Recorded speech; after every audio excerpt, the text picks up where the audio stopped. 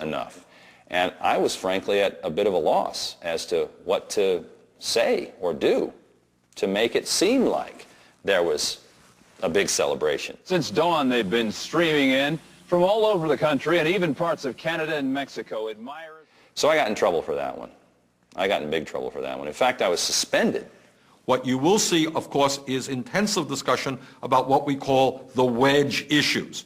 You'll hear, affirmative action. You'll hear abortion. You'll hear certainly gay rights. God in separation of church and state issues will be on television every single day. I think this gay marriage thing is going to be an enormous presidential issue. But there again, we have to be fair and balanced. I mean, we can't, run with that.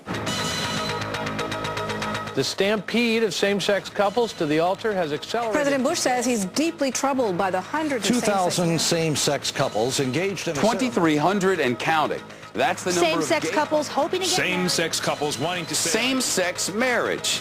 Their job, which is what the right-wing Republicans want to do, is to divide America up, ignore the important economic, healthcare, environmental issues, and they do that extremely successfully. They did start up on gay marriage, but I think that they got sort of blindsided. They all of a sudden couldn't show the usual footage they used to show, because they used to love to show the footage, of course, the parades and the black leather and, the drag queens. Then they had, very kind of normal-looking, dumpy, middle-aged couples getting married and smooching on the steps of City Hall.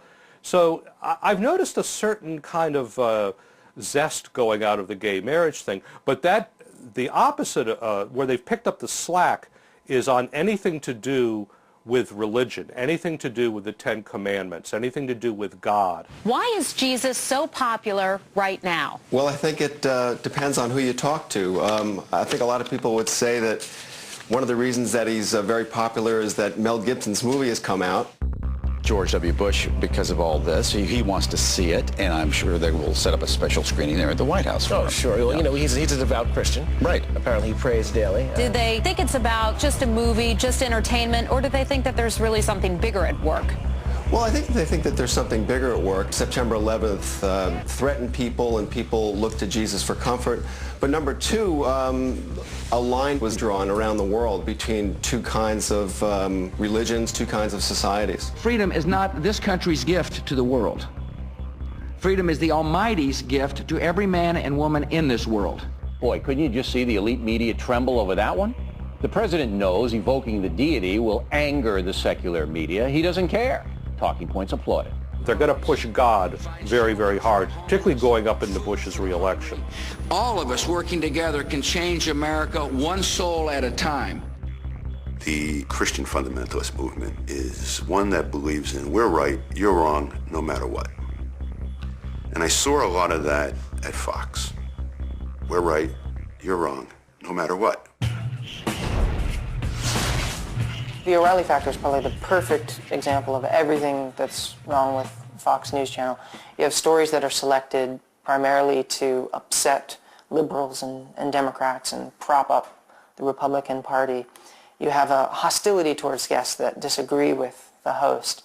And you have a host who, in service of his conservative politics, will distort facts, will misrepresent things, and will, in some cases, just fabricate. In the personal story segment tonight, we were surprised to find out that an American who lost his father in the World Trade Center attack had signed an anti-war advertisement that accused the USA itself of terrorism. Jeremy Glick is the son of a Port Authority worker who died at 9/11, and he had signed an anti-war petition, and O'Reilly had to have him on. And they were so persistent about getting me on the O'Reilly show because they found out that I was on the advisory board and signed a statement that was against the war, and then I was directly impacted by 9/11. The success that I had on the O'Reilly show had to do with just practice and preparation. I taped the shows, and what I did is I took a stopwatch that I used to use for running sprints in high school, and I would see when he has a hostile guest, and I would time how long it takes for him to cut them off. I was surprised. And the reason I was surprised is that this ad equates the United States with the terrorists. I said, I'm shocked that you're surprised, and basically just made the only point I wanted to make. Our current president now inherited a legacy from his father and inherited a political legacy that's responsible for training militarily, economically, and situating geopolitically the parties involved in the alleged assassination and murder of my father and countless of thousands of others. So I don't see why it's so surprising for you to think that I would come back and want to support it is surprising, and I'll tell you why. I'll tell you why it's surprising. You are mouthing a far-left position. It was extremely intimidating sitting down in the studio because he's really tall. And like, dude, like he lords over you. You see, I'm sure your beliefs are sincere, but what upsets me is I don't think your father would be approving of this. Well, actually, my father thought that Bush's presidency was illegitimate. Maybe he did, but I don't think he'd be equating this country as a terrorist nation. Well, I wasn't saying that it was necessarily like that. You signed this and it absolutely said that. Jeremy was pretty cool during it, and he was giving his political views, which were very to the left of O'Reilly's. And he said, oh, I don't really care what you think politically.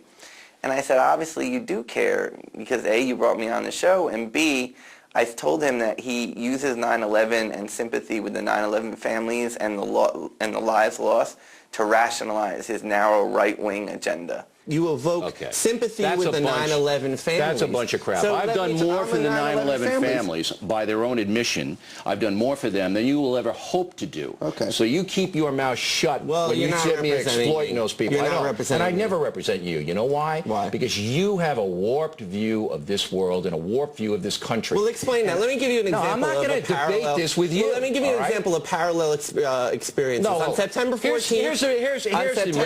Here's the record. Okay. All right. You didn't support the action against Afghanistan to remove the Taliban. You were against it. Why would I want to brutalize and further punish the people in Afghanistan? Who killed your father? The people in Afghanistan didn't kill my father. Sure they did. The Al-Qaeda people were trained there. The Al-Qaeda people? What about the Afghanistan? See, I'm more angry about it than you are. So what about George Bush? What about George Bush? He had nothing to do with it. The director, senior, as director. He had nothing to do with it. So the people that trained 100,000 mujahideen who were I hope your mom isn't watching this. I hope your mother is not watching this. It's unfair for O'Reilly to evoke both my mom and my father in the interview, especially when I wasn't. You know, I mean, my mom is a grieving widow for a prematurely, a violent, horrific turn in their lives. My dad was only 55. They were working people, working class, middle class. Like, they were not retiring for a while. And their life is basically destroyed. Their life together is destroyed, and destroyed in circumstances that I wouldn't wish on my worst enemies, including Bill O'Reilly. Because that's it. I'm not going to say any more. Okay. In respect for your father, September 14th, do you want to know what I was doing? Shut up. Please don't tell me to shut up. In respect for your father, who was a Port Authority worker, a fine American, who got killed unnecessarily by barbarians. By radical extremists trained by this government. Respect not for the him, people of America, I'm not going to the ruling class, the small minority. Cut his mic. I'm not going to dress you down anymore, out of respect for your father. We'll be back in a moment with more of the fact. We're done? We're done. You see him gesturing to security guards, and then came the after-film performance. After they're off the air, he said to the kid something to the effect, "Get out of my studio before I f***ing tear you to pieces." So Jeremy, and I've talked to him since, actually went to the green room to get a cup of coffee. And the executive producer and the assistant encouraged me to leave the building because they were, quote, concerned that if O'Reilly ran into me in the hallway, he would end up in jail. This is our house here. If somebody comes to your house and begins spitting on the floor, you'd remove them.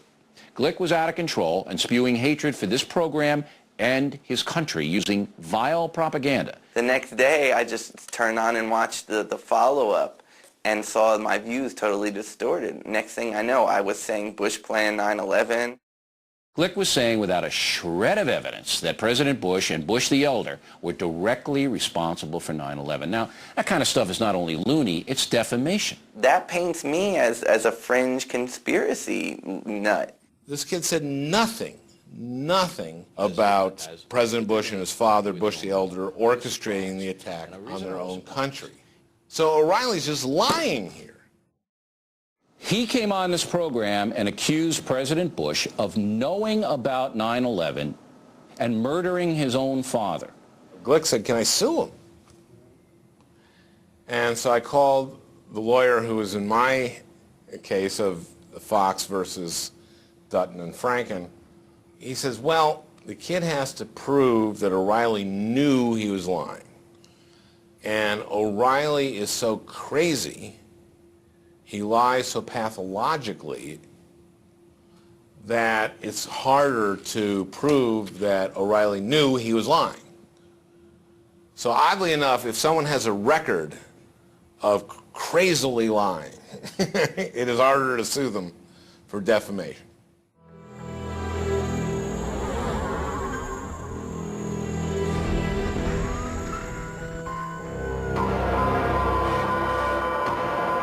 An anthrax vaccine for $25 million. The key thing is don't be inhaling, don't be ingesting, don't be sucking particles into your body.